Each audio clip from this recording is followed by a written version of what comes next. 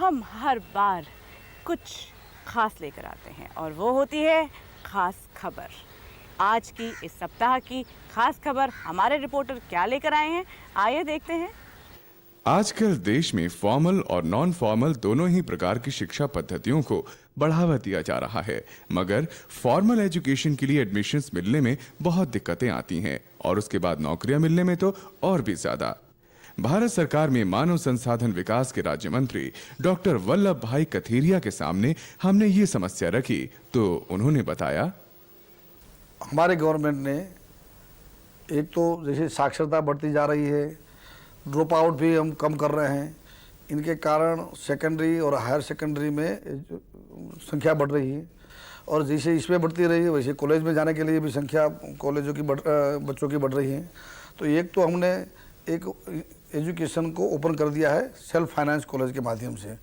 लोगों को हम इनवाइट कर रहे हैं कि अच्छे अच्छे ट्रस्ट, अच्छी संस्थाएं, एनजीओ आगे आए, अच्छा इंफ्रास्ट्रक्चर के साथ अलग अलग फैकल्टीज़ में कॉलेज बनाएं, क्वालिटी एजुकेशन दे वहाँ।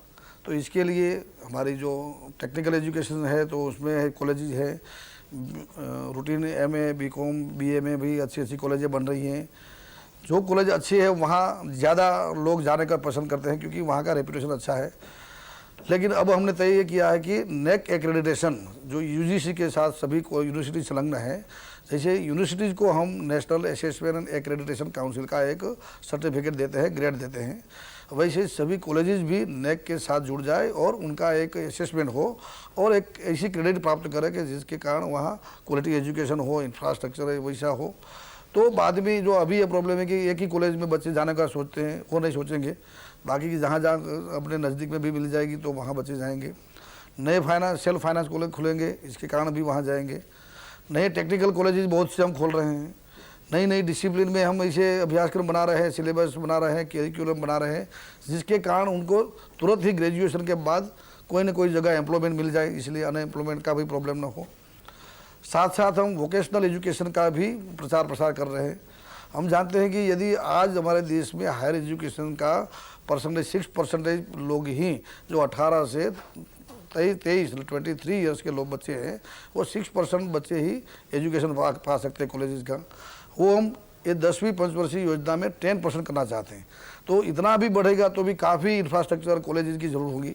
तो इसके लिए ये फॉर्मल एजुकेशन के साथ साथ एक नॉन फॉर्मल यानी कि वोकेशनल एजुकेशन भी अच्छी तरह से हो, इसके लिए हमने इग्नू बनाया है। Indira Gandhi national open universities हैं, बहुत से अभ्यासक्रम है वो डिस्टेंस एजुकेशन के मार्फत वो बच्चे अपने घर पे कर सकते हैं। हमने दूरदर्शन में चैनल भी बनाई है कि वो चैनल से ज्ञान दर्शन के बच्चे वहाँ पढ़ के अपने घर पे बैठे बैठे वो सीख सकें। ज्ञानवाणी आकाशवाणी की भी चैनल है। टेक्निकल एजुकेशन के लिए हमने एकलव्य चैनल का शुरू किया है।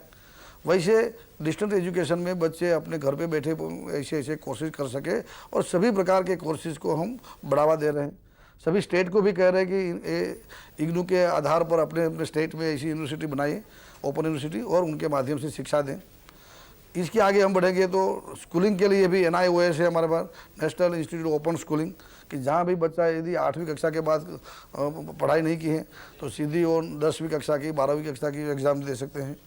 हम ये भी चाहते हैं कि सभी बच्चे रूटीन 9, 10, 11, 12 पढ़े नहीं पढ़े, लेकिन टेक्निकल एजुकेशन भी एक अलग प्रकार का हो, जिसके कारण बच्चा 8वीं कक्षा से ही कोई ना कोई नए टेक्निकल कोर्स में जा सके। तो हम पूरा जो टेक्निकल एजुकेशन में उनमें भी काफ़ी चेंज करके नई पॉलिसी बना के अलग अलग प्रकार के ऐसे 200 कोर्सेज हमने सिलेक्ट किए हैं, 200 ट्रेड सिलेक्ट किए हैं कि जिनके माध्यम से बच्चे 8वीं कक्षा से ही ये जहाँ पर पढ़ेंगे टेक्निकल कोर्सेज, बाद में उनको यदि आगे जाना है तो वही कोर्स में वो डिप्लोमा कर सकता है। इससे बेरोजगारी सॉल्व होगी, सॉल्व हो जाए।